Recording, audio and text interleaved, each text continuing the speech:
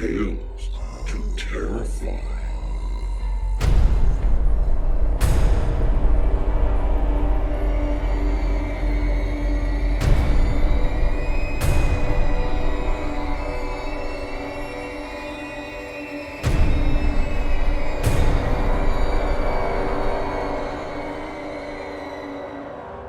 Good evening, children of the night.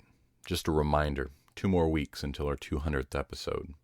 Our trip south for the summer brings us to one of the United States' most widely and wildly puzzled over mystery in the history of white people on this continent, the lost colony of Roanoke. On the 25th of March, way back in 1584, Elizabeth I, Queen of England, granted Sir Walter Raleigh a charter for the colonization of North America. A few years ago, while vacationing in the area, I was educated that the charter was for the entire continent, and furthermore, Raleigh himself had not visited North America a single time in his entire life. However, the venture to establish his colony began with a survey expedition led by 2 men, Philip Amadas and Arthur Barlow. The trip established communication with 2 local tribes, the Secatoans and the Croatoans. They returned to England with 2 Croatoans, seemingly without having to do any enslavement or kidnapping of any sort. One of the 2's name was Manio, which is spelled M-A-N-T-E-O. There is a coastal town in North Carolina of the same name, and the people around there have instructed me that it is pronounced Manio, despite there being a T in the word. My Ohioan tongue and my GPS device have a very difficult time omitting that consonant. The information provided by the 2 natives was enough to mount a second expedition led by Sir Richard Grenville. His expedition was a bit more varied and difficult. One of the ships lost the majority of its food after striking a shoal. The expedition distracted itself with some privateering in Puerto Rico. For those of you who may not be familiar with the term privateering, in a nutshell, it's high seas piracy while under the state commission. Later, while actually about Roanoke Island, the expedition believed the natives had stolen a silver cup. So, naturally, the English burnt the natives' village to the ground. Without going into full historic details on our podcast about scary stories, I'll skip over a bit, but that first attempt to set up a colony failed. However, Sir Francis Drake, after doing some privateering of his own in the Caribbean, happened along and took some of the colonists back to England in a semi-rescue. Those colonists would bring some new crops back across the Atlantic. Interestingly, despite the colony being a current failure and shortly about to be an absolute mystery, the choice of bringing one of these crops back with them would result in about 1 million Irish to North America about 300 years later. Yes, the potato. So 1 year later, Sir Walter Raleigh, not deterred by the loss of finances, or lives for that matter, on Roanoke Island, sent a new group of just over 100 colonists to try to settle again. Finding the previous colony empty of all people, save for a single human skeleton waiting to greet them, the colony was reestablished. Modern climatologists are fairly certain that the year of their arrival, 1587, happened to be the start of a 3-year drought that was the worst in 8 centuries. Although it took the colonists only a few months to figure out things were bad and send the leader of their expedition back to England to plead for help, it took him 3 years to return due to the Anglo-Spanish War. When he returned, the 115 people who had left behind 3 years earlier were all gone. The only clue found carved into a post of the fence around the village was the word Croatoan. I'll leave the mystery to you to research the details of the variety of speculations as to what happened to the colony, lest we turn ourselves into a history podcast. I'd encourage you to steer away from History.com or Wikipedia. Instead, go looking for the tinfoil hat crowd's theories, such as mass alien abduction or slaughter at the hands of the New World's unhappy supernatural population of demons. Let's get on to our stories, children of the night. We have 2 stories for you this evening. First up will be a story from Andy Echevarria. He has long been interested in the suspense genre in all forms. Currently, he has work published with S&M Horror Magazine, The Horror Zine, and Static Movement. The satisfaction he derives from creating something out of nothing and letting it lead him into limitless other worlds is what he enjoys most about the process. And if those who read his stories are genuinely terrified, then he's that much more satisfied. He lives in New York City. And now, Andy Echevarria's Flight to Yesterday. That morning, as Aaron prepared breakfast, he couldn't shake the dark memory of his wife's death. It was 3 years ago today. As his thoughts wavered to that fateful June day, he was overcome by sadness and guilt for not listening to the dream, the one that had haunted him for 6 days straight. The scene was the same, a fire ravaging through the aisleway of an aircraft, the screams of passengers rising above the roar of the engines as the plane descended towards the ground and inevitable death. In the rear of the plane, Libby sat calmly, beside her a tall, bald-headed man, whispering in her ear. He was about to jump into the scene, hoping to save his beloved, when he awoke. Now, he sipped the freshly brewed coffee before lighting a cigarette. He puffed twice, then ground the cigarette into an empty plate and hunched forward, hands on his head. He should have driven her, put her on a train. Not on that flight.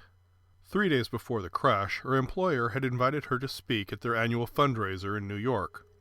Her boss had promised to promote her to VP of Marketing if she raised at least as much as she had the year before.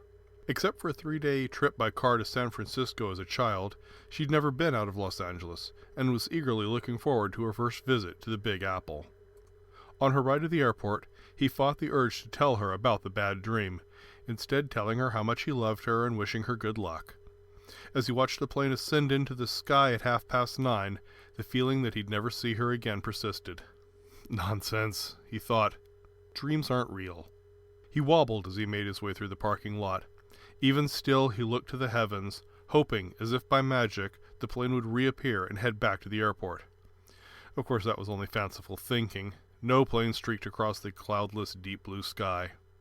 Inside his car, he couldn't use the ignition key. He sat clutching the wheel, praying that his wife would have a safe trip.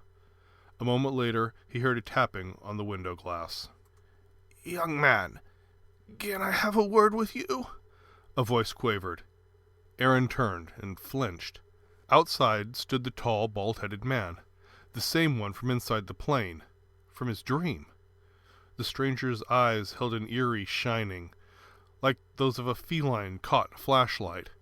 Then Aaron noticed the face, which was badly scarred, like a multitude of red worms fried into his already withered skin. "Young man, please," the man croaked, tapping the glass with his gnarled fingers. "Just a word with you." Hands shaking, sweat gleaming down his face, Aaron reached for the ignition and sped away. At home, 20 minutes later, Aaron poured himself a scotch and watched a football game on TV. The screen flashed breaking news, and a somber anchor announced that Flight 928 had caught fire in midair and crashed 15 minutes after takeoff. His heart thudding, Aaron pressed the remote. He switched to an all-news station and froze. The announcer. It was the tall man. His face still had those ugly scars, but now they were a macabre contrast to his expensive suit. "All 215 people likely dead," the man announced haltingly, reading from a sheet of paper. He looked up, and Aaron felt those otherworldly eyes boring into him. The screen went blank. Aaron sat staring. Had he really seen what he thought he had? He felt something hot and sharp sear through his head. Gasping, he tumbled off the sofa. Neighbors found him an hour later, curled up on the carpet screaming and repeatedly calling out Libby's name. Wanting to take his mind off his wife's death, he made his way to the porch and looked out. A blue jay sat perched on a branch, enjoying the fair weather. About a mile along the road that connected to the city, a tern flapped its wings before flying to the sky, silent as it went. His eyes watered. He missed Libby sorely. Oh well, what was the use now? She was dead. Nothing mattered. He hardly went out. He didn't take any calls. Except for the neighbors, whom he rarely greeted, he didn't speak to anyone in the neighborhood. He was just living day by day, often hoping for his own death. Perhaps then he'd meet Libby, in another world. Suddenly, to the northeast, something winked in the sky. A jet plane. As the flying metal arched from east to west, leaving behind a fluffy plume, his heart lurched. It was a 727, there was no mistaking its shape and size. He was engulfed in a peculiar sensation, as though he'd slipped out of himself and was zipping through a vast dark space. Then a thick sheet of mist seemed to halt further progress until the vapor cleaved and People screaming their lungs out, baggage tumbling out of lockers, metal and plastic buckling and melting, fire and smoke leaping and swirling all around. He wanted to move his hand, to pinch himself, to feel the edges of the comfy that he was lying on at home, but he found himself unable to lift a finger. Rather, he was forced to sit still and look. Several people surged in the aisles, yelling. Most were at the side exits, banging on the doors. One had a Bible open as he gesticulated like a mad priest. Others went down the floor and crawled towards the cockpit. The pilot's voice crackled in panic over the speakers. "God have mercy!" In a nearby row, 2 children wailed and pawed at the dress of a woman who'd fainted. Beyond, a stewardess clutched at an overhead locker with her hands, her face deathly white. The pilot's voice crackled again. "Come on, you bitch!" he screamed, desperation in his voice.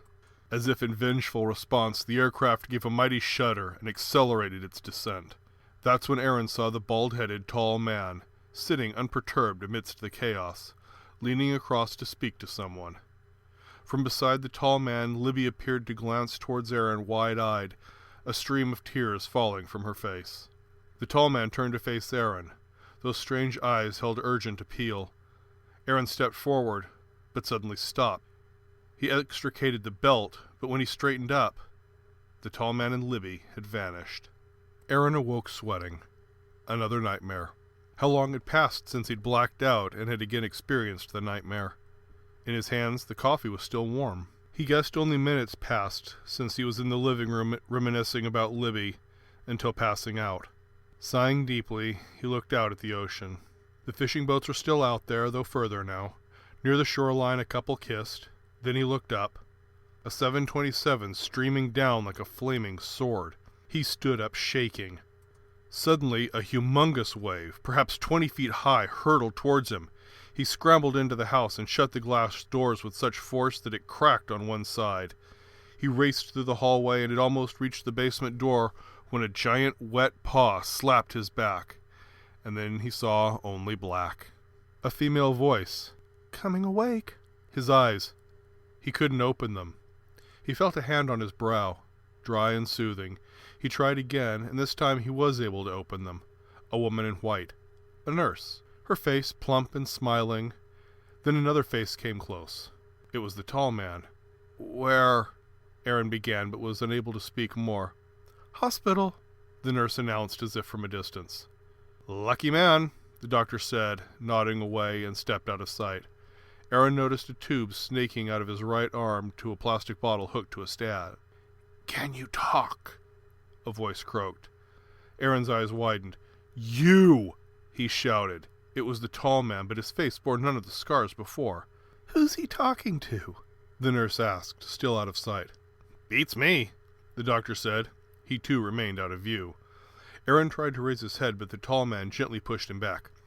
"You need to rest, son." "You were on that plane!" The tall man nodded. "Why didn't you come to me?" I tried." The tall man sighed. "Not hard enough, son." God, would this nightmare never end? "It made no difference to you, right?" the tall man went on. Was the ghost talking? "Not me, Aaron. I'm no ghost." Still shaking his head, the tall man stepped away. He felt his entire body relax as something akin to bliss washed over him. He came awake, a shuffling. The nightmare hadn't yet ended. It was the tall man again, yet again, pacing near the wall. "Nightmare, Aaron?" Aaron nodded. "I don't think so." A long pause. "You're actually very fortunate." With that, he walked out of Aaron's sight.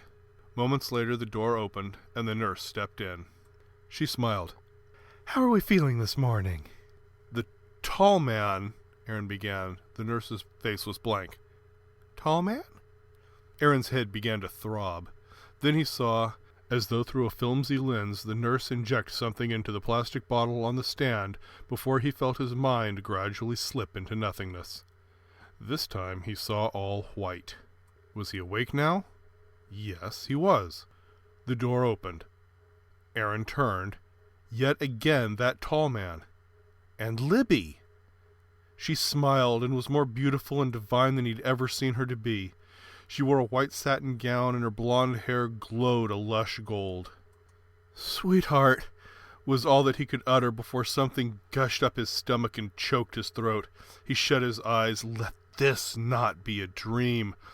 A soft hand came to rest on his arm. "How are you, honey?"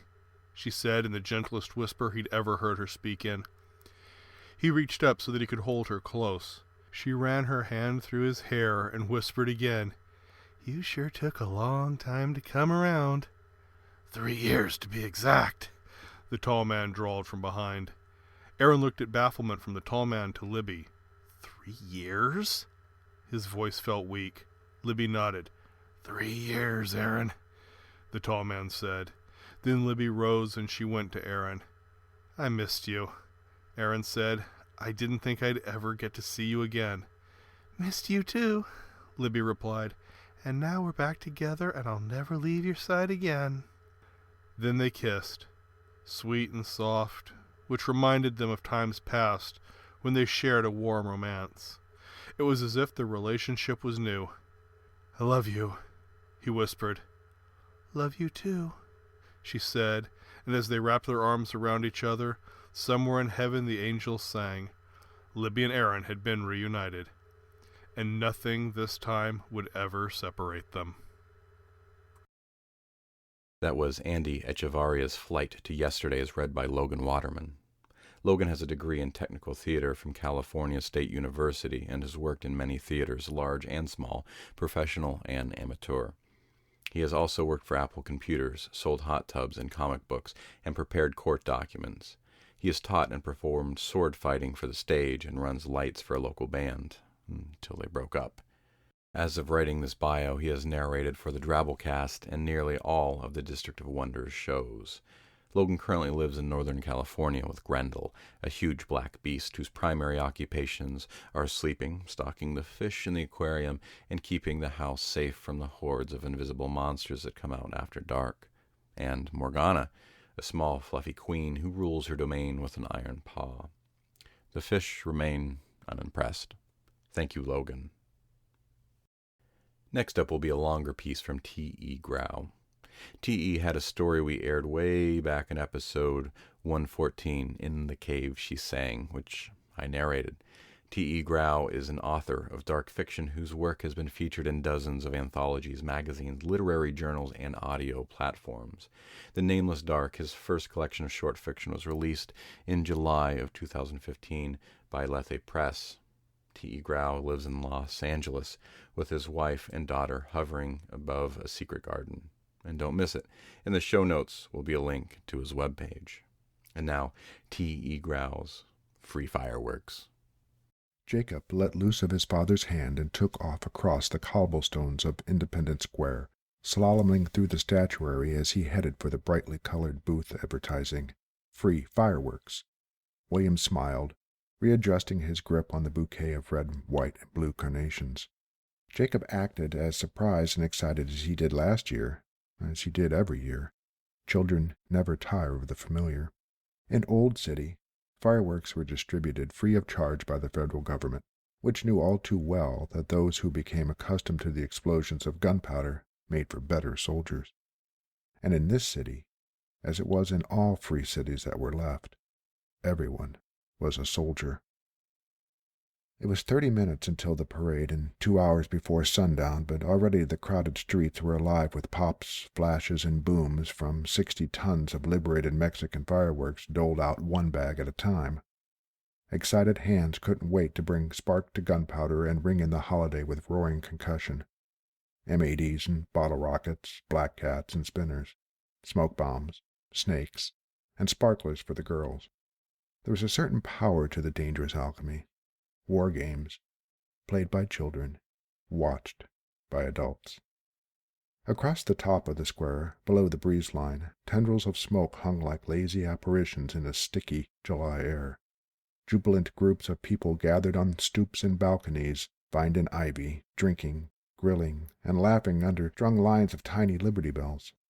Revelers spilled out of apartment building doorways and onto narrow sidewalks, taking the party into the street. Security was high and conspicuous, but citizens were allowed free rein today, and knew it. This was Independence Day, the the most important holiday of the year. The day to howl freedom in an explosive symphony of a million tiny bombs. All other holidays were shadows now, their backstories muddled by generations of tears and rivers of blood. Jacob clomped back over to William in oversized steel toes, eyes as big as saucers. "Look what I got, Daddy," he said breathlessly, opening his bag. The fireworks were a bit sparse this year. Budget cuts. The war had been dragging on too long. Insurgencies were like that. Ones fueled by religious fanaticism were even worse. Without hope for a treaty or surrender, they could suck a country dry while every last zealot with a death wish was pried from a hole and liquidated. Pricey stuff, this business of hunting and killing. "Let's show Mommy," Jacob said, taking his father's hand. William's wife, Abigail, was back in their apartment, listening to jazz with the windows closed, a bottle open, and curtains drawn. She hated the 4th, hated the fireworks and what they meant, hated that her husband might someday join the parade that started in 25 minutes. So she hid her patriotism, made poor behind 4 walls and a ceiling, waiting out the day, especially the night, peering into a glass and drinking what came out. Abigail missed the old days, when the 4th of July was about picnics and skinny dipping and explosions that would never reach you. William missed the old days too, but he knew that overlooking your shoulder at the golden glow behind wouldn't change the unlit road ahead when he finally turned back around. "Don't you want to watch the parade?" William asked his son, not ready to go back home yet. Jazz always confused him, made him edgy, especially that bebop shit. Whatever happened to Lionel Belasco? Abigail could never hold her liquor. A firecracker went off nearby. William jumped and reached for something in his belt that wasn't there. "Can't we light these on the roof, Daddy?" Jacob asked, holding up a handful of Roman candles. "I want to send them into outer space." William chuckled, tousling his son's hair. "Let's go lay the flowers first," he said, peering over a sea of heads crowded around a tall bronze statue. "Okay, Daddy," Jacob said absently, squinting at the labels of his fireworks, trying to work through the inscrutable Spanish to get at the secrets. "But can we hurry? The parade's going to start any minute." William glanced towards the end of the square that opened up into the city proper, where a group of disabled veterans and the local battalion marching band were gathering in the shadow of a converted church. A hobbling man, his face pinched and horrled by shrapnel scars, jerked his body in that direction, still trying to come to terms with the rubber and titanium that now served as his left leg. Jacob jumped in front of him, pointing his finger pistols at the teetering man. "Pow! Pow!" The old veteran staggered dramatically, feigning a mortal wound, then smiled and winked before continuing on. Jacob held on tight to his father's thick military-issue belt as they wound through the jostling crowd, arriving at the center of the square. William laid his flowers near the base of the statue, adding the bouquet to the thousands already stacked wide around the monument. This one was built higher and grander than the other 11 statues arranged in a half-moon on each flank.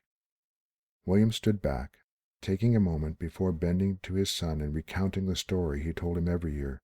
Jacob smiled, the magic of the familiar. This was the statue of Sheikh Nazir, the first member of the group of 12, a handful of popular firebrand religious leaders, politicians, and mullahs, who turned their back on extremism and joined the side of law and order. This shocking movement flipped the field in the time of terror that erupted after the dawn of the New Enlightenment over a decade ago. It was then that the new League of Nations bonded under one banner of unmitigated truth, fighting back against those who shut their eyes and held close to lies taught by generations that came before, those who didn't know any better. A giddy squeal came from nearby, interrupting William's story. Jacob looked over at a group of kids who had somehow hollowed out a pocket of space in the rowdy crowd. They were setting up a line of beer bottles, anchored by pouring in grit through clenched fists dug from a purloined sandbag. Jacob's face brightened. "Bottle rockets. Sweet." He looked up at his dad, who nodded. Jacob ran over and joined in, speaking in the fast, clipped language of little boys. William looked past the children at the arching line of mismatched statues. These were the 12 infidels. A dozen to turn the tide. Their bold organization in a time of chaos helped prop up the failing collective of hastily treated governments as wave after wave of catastrophic suicide attacks of all free countries nearly brought civilization to its dusty knees. Loaded oil tankers were turned into 500,000-ton napalm bombs. Passenger trains filled with ammonium nitrate burrowed deep into the city centers, leveling financial districts. Dirty bombs depopulated 17 major metropolitan areas, while a massive fleet of truck bombs took out governmental installations in 42 others. In the outlying areas, groups of heavily armed men burst into shopping malls, movie theaters, and grade schools, mowing down everything with a pulse. Sleeper cells and military platoons fragged fellow soldiers and blew themselves up, taking out as much of the brass as they could carry. Brother killed sister, only to be killed by father. Ordered society broke down, melted away, congealing in a pool of splattered organs and chips of bone embedded in bedroom walls. Ultra-religious savagery reared the many heads of the Hydra as holy warriors wrapped in death cult dogma sought to plunge the globe back into a new dark age. And they came so dangerously close.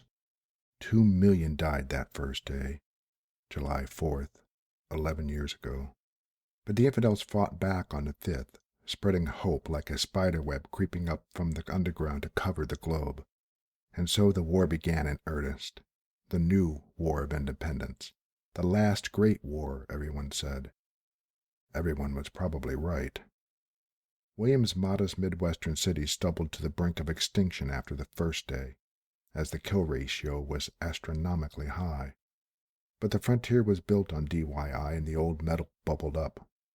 Soon, a small but determined group of police, ex-military, and even the local football team picked up hunting rifles and used their innate knowledge of deer trails and secret ravines to track down the remnants of the murderous cells that just days before killed thousands of locals. The remaining city leaders decided to pull back into Old City, walling off the blood-soaked suburbs of what became known as New City, and hunkered down. That's what people did on the plains. They hunkered down when the world turned foul, as it often did out here. That was 7 years ago. Pitched battles were fought in the meantime. Bombs of various sizes went off almost weekly. Always testing. Spies were sent and spies were captured. The stench of waiting death hung over everything, as the souls of the free citizens calloused under the weight of daily, lingering fear. Some trained, others drank and listened to jazz. A few split themselves open on the cobblestones. Everyone prayed and watched the skies. But Old City was still free, and today was a celebration of that improbable fact. Wrapped inside the stars and blood-red stripes of a nation that was now just another wounded part of a wider world. Wave the flag, crack a year-old beer, and toast the fates. Death came not on this day. Fight like they do, die like we do. And they did, and so did we. 4 bottle rockets fizzed up from the group of children in near syncopation, whistling past the bronze image of proud Nazir, who looked out with fierce eyes under raised, haughty brows to the city skyline, towards the bombed skyscrapers and scooped-out remains of New City, just visible over the 30-foot concrete security wall. A wickedly curved scimitar was housed safely in its scabbard at his waist, but a knotted hand was on the hilt, always at the ready to take down insurgent filth from any stripe, any tribe, even his own. We were all infidels in the image of Sheikh Nazir in the group of 12, and we of the free lands wore the title as both a blood oath and badge of honor. William walked over to Jacob, who was staring at a tiny rocket still resting in its bottle. "Mine was a dud," Jacob said quietly, a smoking punk held in his hand like a stick of incense. William lifted his son into his arms with a grunt, reminded that the day was fast approaching when he wouldn't be able to lift him up any more. He pushed back a bit of Jacob's unruly black hair like his mother's. "I promise that'll be the last dud of the night." Jacob smiled and hugged his father, wrapping his legs around him like he did when he was a baby.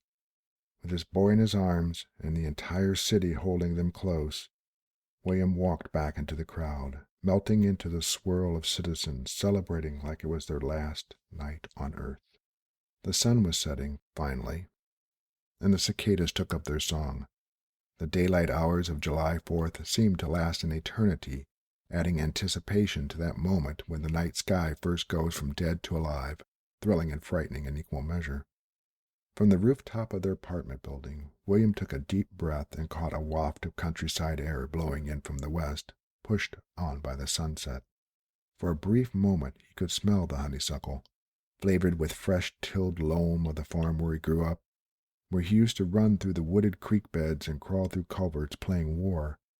It was midsummer now, and the crops would have been growing so quickly you could hear the corn stalks creaking and popping in the fields as they thickened and reached up toward the hazy sun. The beans needed to be walked, and the hogs were fattening in the mud, looking for a low spot in the fence. The balers would be out, scooping up the first cutting of fragrant alfalfa drying in the fields, exposing a hidden civilization of earwigs and clicking beetles that gathered under the hot wetness beneath. William closed his eyes and took another breath, hoping to uncover more memories, but this time only smelled smoke. A neighbor had just lit one of those ridiculous cone fountains on the far side of the roof. Children danced around the guttering sparks like wild Indians, like the heathens we all once were. Jacob got up from his contemplation of a late-lingering June bug and joined in. William frowned. He had grown to hate the smell of smoke, of burning things which now filled him with horror when it was such a pleasant experience in his youth. He hated that he was an expert in smoke, noticing the nuanced differences of chemicals in wood, rubber, and flesh. He hated the things he had done while other things burned. He missed the smell of burning trash on the farm, but the sharp pungence of combusting plastic was just a Cool Whip container dripping into the coals, when the odor of burning hair and muscle was just the calcined remains of bird-shot squirrel. Down below, a muffled hush swept the square, nudging William from his reverie as the mournful sounds of taps began. This was the lament of the widows and the heartbroken left behind. William looked back at the door leading to the roof. He fetched Jacob and brought him close, listening to the song begat during the Civil War. The first Civil War, but made so common in the last few years that it became an Independence Day hymn.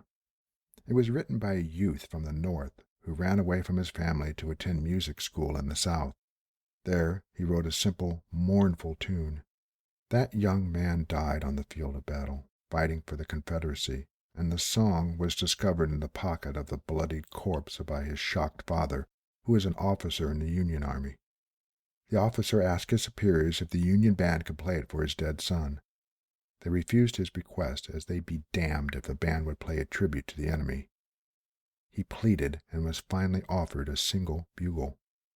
The grieving father gave the song to the bugler, who played the funeral dirge to the lone body who had written it. Taps. William looked down at Jacob, who was watching the veterans' parade with right hand raised to brow in a stiff salute practiced for so many hours in front of the mirror. His grandfather, who fought, killed, and died a little in the haunted jungles of Vietnam, would have been proud. William smiled sadly, wishing that Jacob would run away to music school, to leave this city and this war and this grim and uncertain future behind. But Jacob would have nowhere to run. Music schools were stuff of fairy tales these days. Music was the drumbeat of battle, and schools were now campuses of war. The battalion band took over, playing John Philip Sousa as the parade proceeded through the square. A shout went up and grew. Men saluted. Women threw flowers and blew kisses. Children watched with wide eyes. It was a celebration of those who had survived and sacrificed so much to keep this country free. As the sun dipped below the horizon, bathing the world in that sweet hue of magic hour blue, the first volley of organized fireworks launched into the air, exploding in billowing showers of multicolored sparks taking on fantastical shapes. Flowers, sunburst, fiery spirals like the flash of galaxies. Jacob jumped up and down, clapping his hands and trying to whistle through his fingers like his father taught him. Somewhere, in their apartment, William could almost hear the dissonant sax music rising in volume. Abigail needed to be up here, but she just couldn't. William understood that, as best he could. The fireworks continued, unleashing burning glory in the sky. Brief, fiery sketches thrilled the crowd. The square cheered each glimmering salvo, bellowed like Vikings. People were drunk now. forgetting their fear in the haze of liquid hope. William watched the burning patterns branding the darkness reflected in Jacob's eyes. He picked up his son so he could get a better look. William heard a sound behind him and turned. Abigail stood in the roof-access doorway holding a lit sparkler in her hand, a tired, bleary smile on her face. He set Jacob down and went to her, took her pale face in his hands and kissed her deeply, like they used to kiss when every second mattered before the porch light came on. He looked into her bloodshot eyes and pressed his forehead against hers. "Thank you," he said. Her soft hand against his face told him everything he needed to know. She held up the sparkler as it fizzled to a red, glowing stick, then frowned, pouting like a little girl. William laughed and kissed her again, sometimes feeling as much her father as her husband. He took her by the hand and walked her to the edge of the building to their son. Jacob's eyes lit up and he said nothing as he hugged her tight around the waist. William put an arm around his wife and brought his son in close between them. For the first time in a long time, it all felt right, the way it was supposed to be, the way it once was. The all-American family enjoying the 4th of July under a dying sunset, with fire in the sky and without a thought of tomorrow. Just then, a boom much lower and louder than the others shook the cobblestones. The parade stopped abruptly, the band's trumpeter trailing off like a deflating balloon. Fireworks continued to fly as the fuses were already lit, but no one was watching anymore. Murmuring silence choked the square. Abigail looked at William, whose face told her everything she needed to know.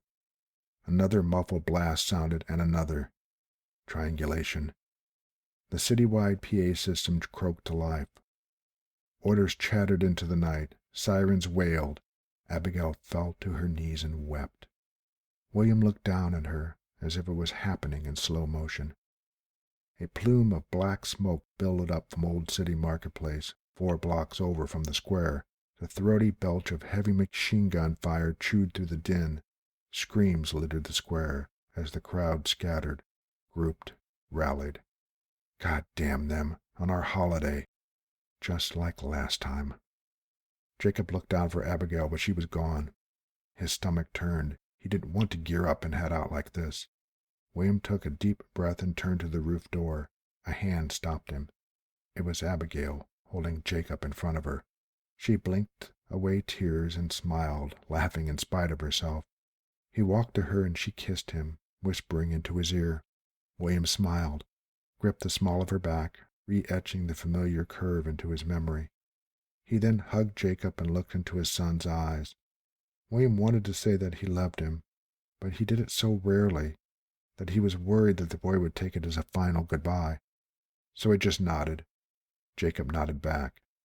And then only 2 stood on the rooftop, and William was gone. White smoke drifted over the square. Black smoke rose beyond. Abigail closed her eyes. William strode quickly onto the street, wearing starchy fatigues, a modified M240 in his hand and a heavy pack slung over his shoulder. He blinked a few times, trying to orient himself to the frantic commotion of the square after dressing in the silent apartment. All around him, fellow soldiers, male and female, young and old, kissed their loved ones goodbye, while others emerged grim-faced from apartment blocks still littered with bottles and trappings of the party that hid them from the outside world just hours before. A banner of red, white, and blue dangled limply from the awning of a shuttered storefront. Under it, an old man leaned on a cane and looked up for the stars of his youth. He didn't move, only stared. William looked up at the roof, where he knew Abigail and Jacob were watching, and waved. Another explosion 2 neighborhoods over shook the ground and shot red-gutted smoke into the sky. Infiltrators. Spies gone active. Peace had made security soft. Made all of them soft, William thought, adjusting the tight Kevlar vest under his jacket that always fit him so loosely before. He was adding inches, while the city was giving them away. Give them an inch, they'll blow up a mile. Gunfire ripped into the night, sending everyone but the soldiers scurrying for doorways. The man under the red-striped banner was gone.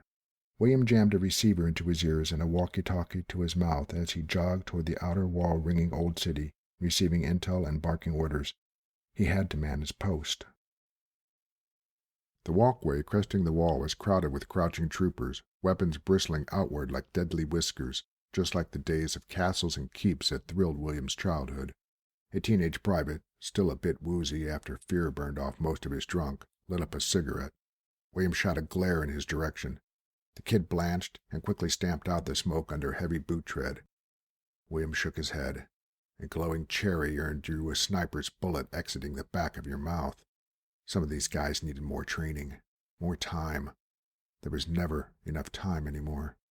William returned his gaze down his scope, scanning the frustrating darkness below.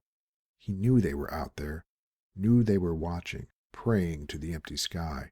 He could smell them, smell their smoke, exhaust, campfires, dank Turkish cigarettes. What were they waiting for? It had been hours since the last of the suicide attacks rattled the city and dawn was on the creep. Insurgent recon was lacking, as they leveled a recently emptied ammo dump and part of the old city prison, freeing 2 spies awaiting trial just long enough for proper justice to be rendered with the gavel fall of hollow points. Their slapdash Trojan horse failed to open up the enemy from the inside. Terrorists didn't win many battles. They just wore you down until you gave up and lowered your head. But tonight there would be no wearing down.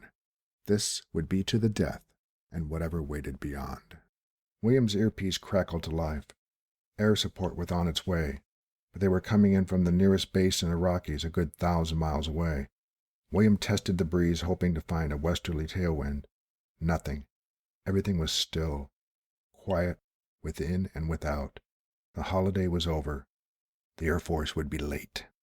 He looked up to the queer stars arranged in new constellations that knew not nor cared not what was happening below. He didn't think he'd ever get used to him, even after all he'd seen. A shooting star carved out a patch of grayish-black with a dim trail of stratospheric sparks. Free fireworks. A commotion went up from the troops manning the west section of the wall. Dots of light appeared on the hilltop, about a mile outside Old City, on the grounds of what used to be a high school. William looked through his scope as the sun groaned through the pre-dawn, dimly lighting the sky and giving the first glimpse of what was waiting in the dark. Flags decorated their front lines, flags with symbols of religious zealotry and indiscriminate terror. The crescent moon, the Star of David, the cross, the insurgents from Pakistan, Korea, Italy, Ethiopia, Iran, England, Indonesia, India, and the barely United States, raised their collection of mismatched firearms and took aim at the city wall ahead. They had half a squadron of banged-up tanks. Aging howitzer barrels bristled behind them. A battery of Russian-made rockets flanked each side. Ragtag military equipment patched together with a soldering iron and chewing gum. By the collection of this hard-won gear, this looked to be the last stand. He'd send them to paradise, good and proper. Fight like they do, die like we do. William sneered and shook his head, as all around him the flags and battalion banners of Old City were raised, catching the growing breeze. These were the flags of organized statehood against those of anarchy. These were the flags of the 12 infidels, those of fang, of eye, of tentacle. That of the elder sign, which tied them all together under the primordial bond of the one faith. These were the believers in the blind chaos swirling at the center of time, as revealed to the bug-eyed world through the great priest who cracked the foundation of the earth and rose from the sea to reclaim his earthly province, to wipe away with an atmosphere-splitting roar all the lies that filled the vacuum in its absence, and came back to remind us all of how it all began, of how it would never end. After bursting from the South Pacific, the Old One straddled the earth for the 3 days, crushing mountains and displacing seas, destroying certain myths and validating others. 100 million died in the unnatural calamity, a fitting sacrifice for our forgetfulness, for our arrogant creation of our own gods and fathers in the absence of alien reality. Then, without a glance at the fleas weeping in the circus below, it leapt into the sky and disappeared into the ether, leaving behind a new order of things, staying just long enough to give us a glimpse of stark, mad reality, tended by those things that awoke with it, crawling from the earth and screaming down from forgotten mountains, where they had waited for 1 billion years to reclaim Eden. But still, many did not believe, refused to believe, branding the Old One and the elder things as spawns of the devil, even though the accursed progeny were incalculably eons older than their supposed father.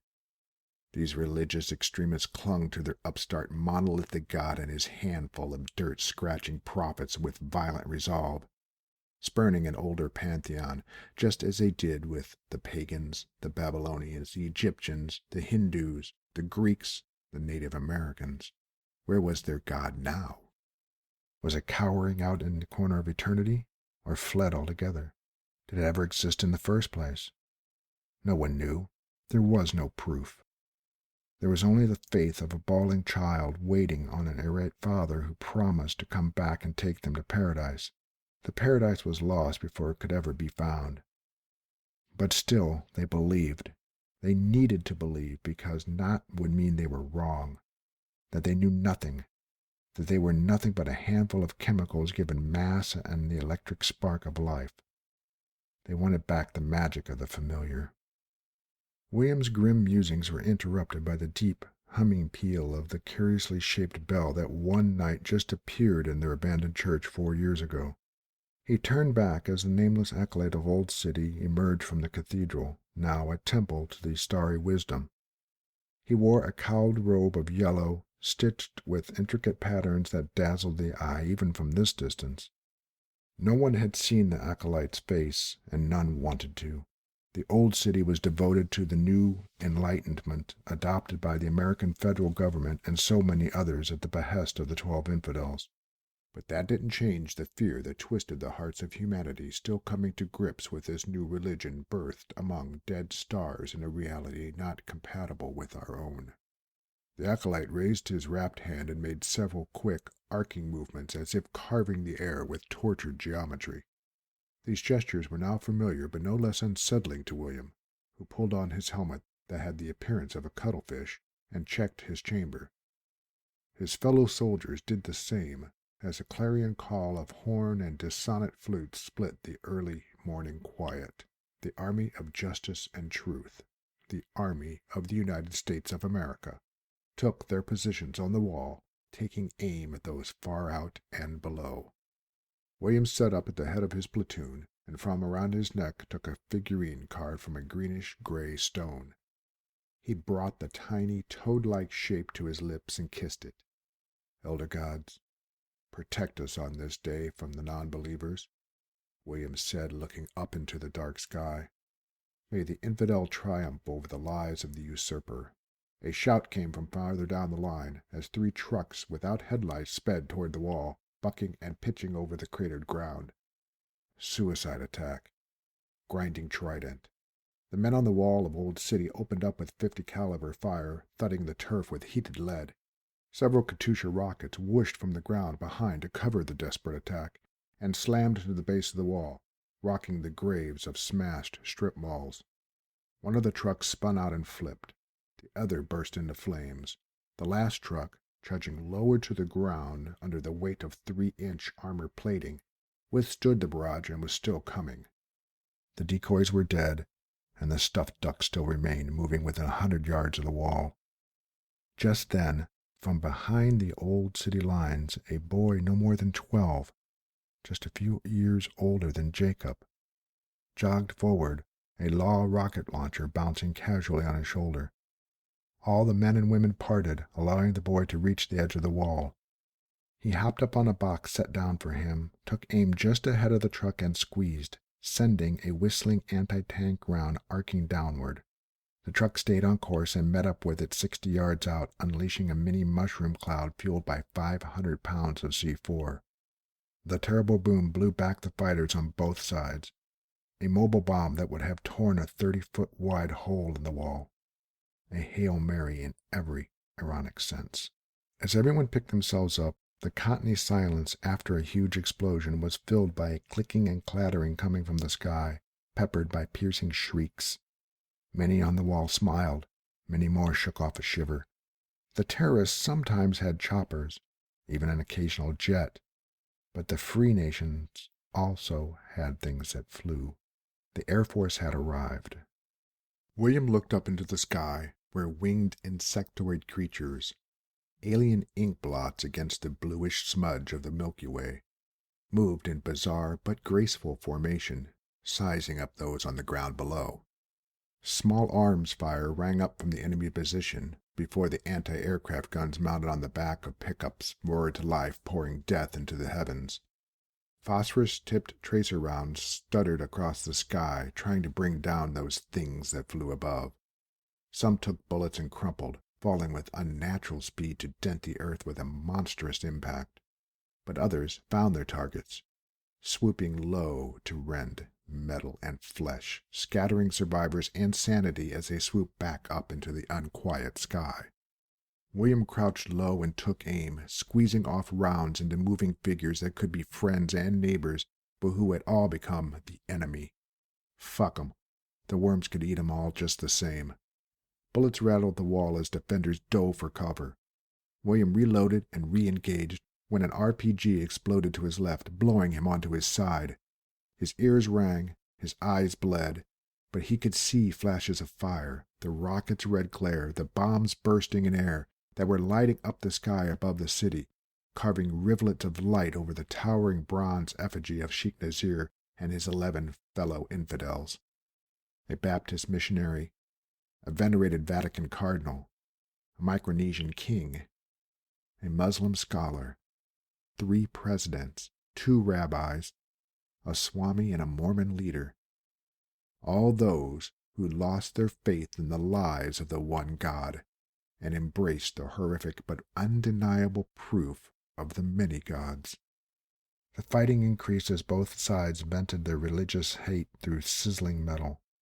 William got to his feet, clutching the figurine around his neck. All he could smell was smoke. July 5th, the day the 12 fought back. William looked up, unbowing his head. Tracers and explosions ripped across his view into the universe that was closing its eyes, turning away. Showers of sparks from exploding shells took on beautiful, terrifying shapes, creating a new show, an encore of brutalism and death that danced atop the sky, below the mute stars that saw nothing. Free fireworks. That was T.E. Grau's Free Fireworks, as read by Jeff Lewis. Jeff suffers from bibliophilism and has no intention of seeking treatment. When not reading or collecting books, Jeff works for a huge semiconductor manufacturer in the area of mathematical modeling and simulation. Before being lured into the corporate world, he worked for the National Optical Astronomy Observatories and the Kitt Peak Observatory, spending years messing up his circadian rhythms. Jeff's free time is spent reading, writing, collecting, and consuming wine, traveling, and bothering the 4 cats that share the house. His tolerant and understanding wife works as a lawyer and spends a great deal of time pulling him into debates that he has no chance of winning. Thank you, Jeff. And that will be our show for the evening, Children of the Night. Join us again next week for another episode of Tales to Terrify.